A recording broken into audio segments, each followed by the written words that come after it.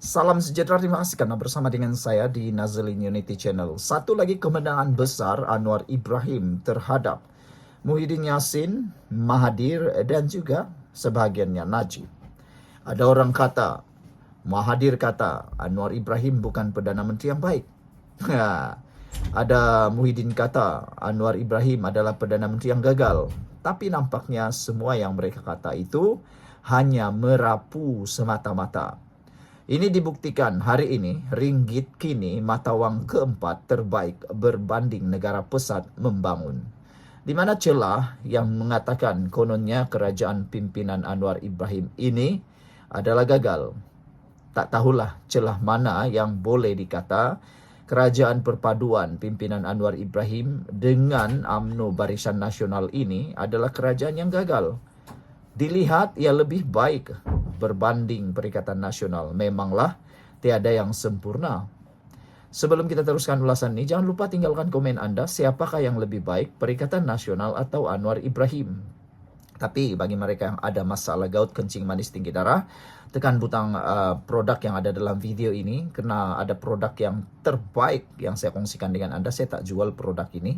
Saya hanya kongsi dengan Anda karena ramai sudah yang membeli, ramai sudah yang menerima manfaatnya.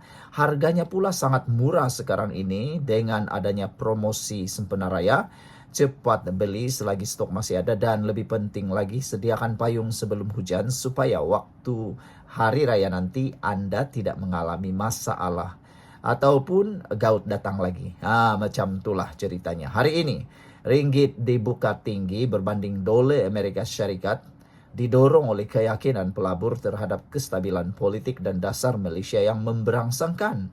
Ada orang kata pelabur tidak yakin kepada Malaysia. Itu satu pembohongan mahadewa, mahakayangan yang tidak tepat sama sekali.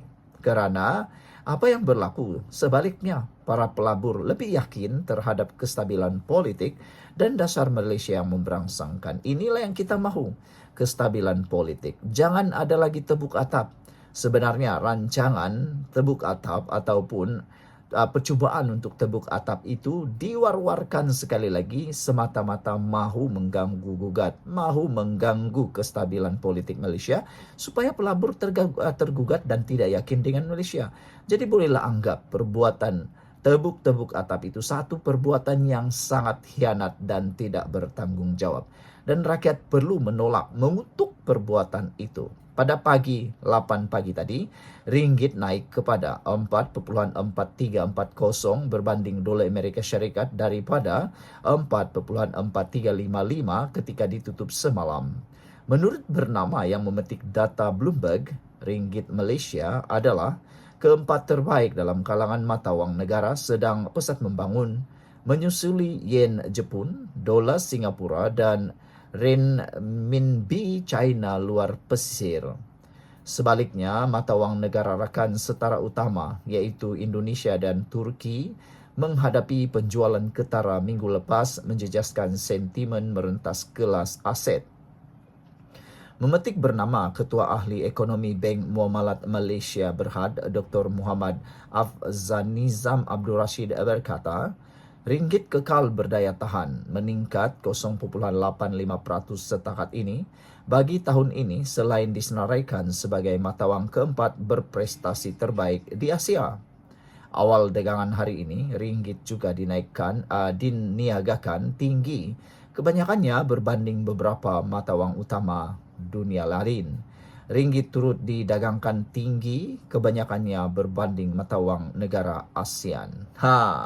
Saudara, ini satu perkara yang terbaik. Tahniah diucapkan kepada kerajaan perpaduan pimpinan Anwar Ibrahim. Sekiranya ini terus berlanjutan, maka tidaklah dapat diragui lagi bahawa kerajaan ini akan kekal sehingga penggal akan datang. Dengan kerjasama erat antara Barisan Nasional dan Pakatan Harapan, ada harapan negara ini akan terus menikmati kemakmuran, negara ini akan terus menikmati kekayaan yang tidak pernah dialami sebelum ini. Dan semuanya itu akan dinikmati oleh rakyat juga. Semuanya kembali semula kepada rakyat. Dan yang menariknya, kita perlu mengutuk perbuatan cobaan untuk tebuk-tebuk atap lagi. Kerana perbuatan itu akan menimbulkan ketidakstabilan politik, seterusnya membuatkan negara kehilangan pelabur. Sekian dulu untuk kali ini. Jangan lupa tinggalkan komen Anda. Bye-bye. Salam sejahtera. Terima kasih karena bersama dengan saya di Nazilin Unity Channel. Kalau betul Tun Mahathir itu adalah pemimpin yang masih relevan, yang masih lagi boleh diguna pakai, kalau betul Tun Mahathir itu adalah pemimpin yang masih boleh membuatkan orang terikut pada dia, atau dengan kata lain masih lagi relevan, apa buktinya? Terbukti hari ini menurut satu halaman page di Facebook, terbukti hari ini bahwa Mahathir memang sudah tidak relevan lagi. Lebih baik Mahathir bersara daripada politik, bersara daripada dunia. Tentukanlah waktu sekarang ini untuk berehat, kata mereka. Mahathir seperti yang kita tahu akan menyambut hari ulang tahun beliau yang ke-100. Oleh sebab itu sudah cukuplah Mahathir, kata mereka. Sebelum saya teruskan ulasan ini, jangan lupa tinggalkan komen Anda dan paling penting tekan butang like, subscribe, dan siapa yang ada masalah gout, kering darah, kencing manis, cepat tekan butang produk ini. Karena produk ini sangat berkesan. Saya tak jual, saya hanya kongsi kepada Anda. Ramai sudah yang beli, ramai sudah yang sembuh. Dan lebih penting daripada itu, ianya murah karena promosi sempena raya. Oke, saya nak tanya kepada Anda lah.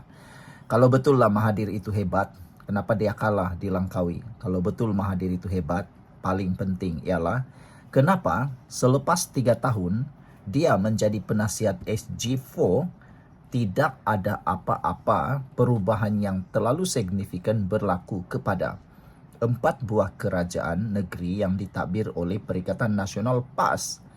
Lebih penting lagi dalam satu berita nih, seorang pemimpin daripada PAS, yaitu Ketua Pemuda Perikatan Nasional PN, menyatakan SG4 perlukan bantuan Putrajaya untuk permudah proses pelaburan masuk. Ketua Pemuda Perikatan Nasional menolak dakwaan 4 negeri ditadbir gabungan pembangkang tidak menunjukkan perubahan signifikan dari segi ekonomi dan pembangunan.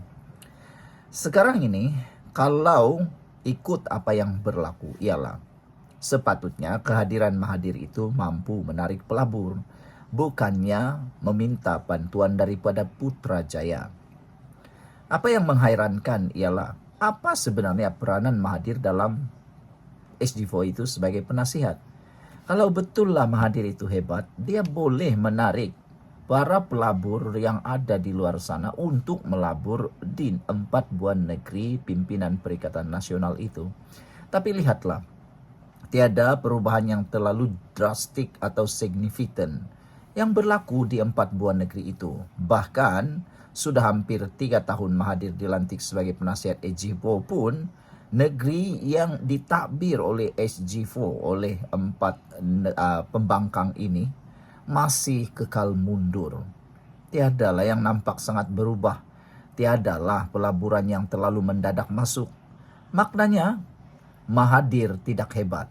90% Melayu Langkawi tolak dia, kata Friends Pakatan Harapan PH. Saudara-saudara sekalian, apa pula pendapat Anda? Wajarkah Mahathir meneruskan lagi langkah demi langkah, kata demi kata beliau? Kita wajar menghormati Mahathir sebagai negarawan negara yang ulung, tetapi untuk bercakap dia masih relevan, untuk bercakap dia masih dapat mempengaruhi pelaburan, untuk bercakap dia masih boleh menjadi Perdana Menteri, itu semua adalah jauh panggang daripada api.